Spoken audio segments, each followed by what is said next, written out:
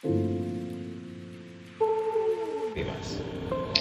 Iya, kadang-kadang kalau yang saya lihat sama teman-teman saya juga yang sesama kreator ya, itu mereka sebenarnya ngerti akan dampak sosial yang mereka sebarkan gitu ya, yang timbul dari konten-konten mereka.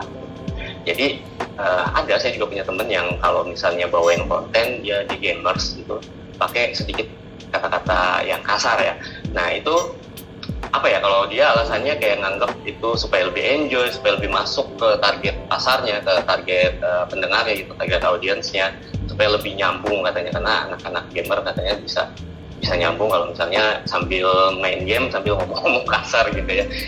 Cuma balik lagi, kalau buat teman-teman yang mau jadi content creator, itu teman-teman mau jadi apa gitu. Kalau misalnya konten teman-teman mau, atau teman-teman mau jadi long lasting gitu sebagai content creator, usahakan ya jadi content creator yang baik-baik saja gitu, yang memberi dampak yang positif, bukan dampak yang negatif. Termasuk tentang kata-kata kasar juga menurut saya itu berdampak negatif gitu. Terus teman-teman main di audiens yang mana? Kalau misalnya audiens yang skopnya sangat terbatas, kemudian tidak sampai ke anak kecil atau misalnya ke usia pelajar, itu boleh-boleh saja seperti itu, tapi itu jadi sangat terbatas sekali. Dan teman-teman mau dikenal sebagai apa pribadinya? Bikin konten bukan hanya kontennya yang dikenal, tapi influencernya juga dikenal gitu. Jadinya kalau misalnya kita sering ngomong kasar atau gimana, Anda akan dikenal sebagai content creator yang yang seperti itu gitulah. Teman-teman bisa artikan sendiri gitu, Bang Fahri dan siapa tadi yang bertanya. Baik, tadi mungkin masih ada poin atau kesimpulan yang belum sempat tersampaikan saat materi, mungkin mau ditambahkan Mas Ali? Iya. Aku share screen-nya tidak direkomendasikan sih Mas Ali. Tapi Mas Ali boleh baca dari laptop Mas. Boleh. Ya, aku lihat dulu. Sebenarnya tinggal kesimpulan tadi kan udah aku kasih share tentang pendapatan mana aja kalau teman-teman mau jadi content creator. Jadi inti dari apa yang saya sampaikan kesimpulannya adalah ya udah, jangan malas.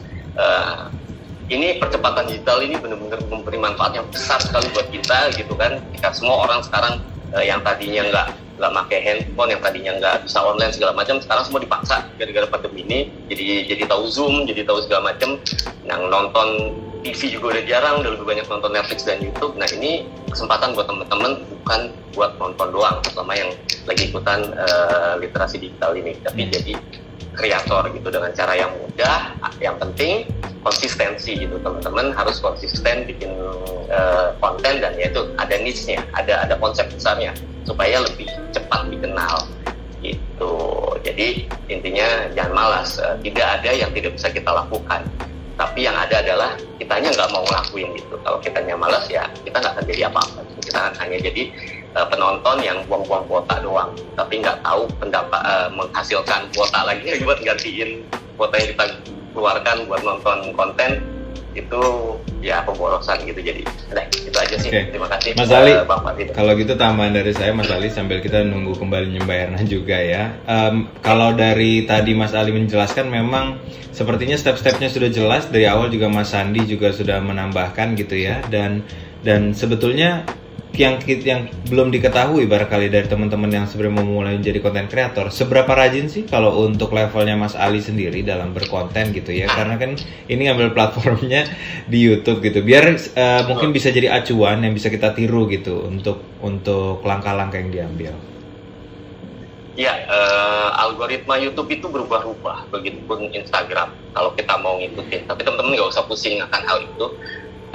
Seberapa sering sih disebut konsisten, yaitu kalau YouTube ya usahakan dalam 1 bulan itu ada 12 konten minimal ya, berarti ya. Setiap hari bikin konten lebih bagus, siapa tahu akan jadi cepat terkenal kayak Atta Halilintar itu, dia setiap hari bikin. Terus 12 per bulan berarti sekitar 4 konten per minggu, rutin. Kalau misalnya dari awal banget, karena sambil kerja gitu, seminggu minimal ada 1 konten deh gitu, dan seperti itu.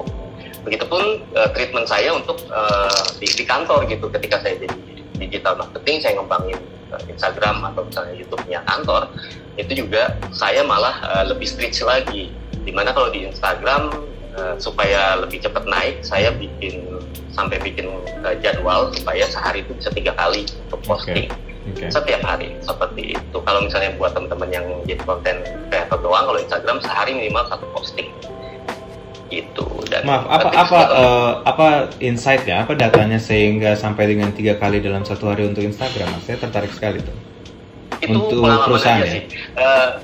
Itu pengalaman saya aja di kantor sebelumnya. Itu saya tahun 2016 bikin Instagram, dan dengan treatment seperti itu saya sempat ikut kayak webinar juga, sempat dapat insight dari salah seorang pembicaranya.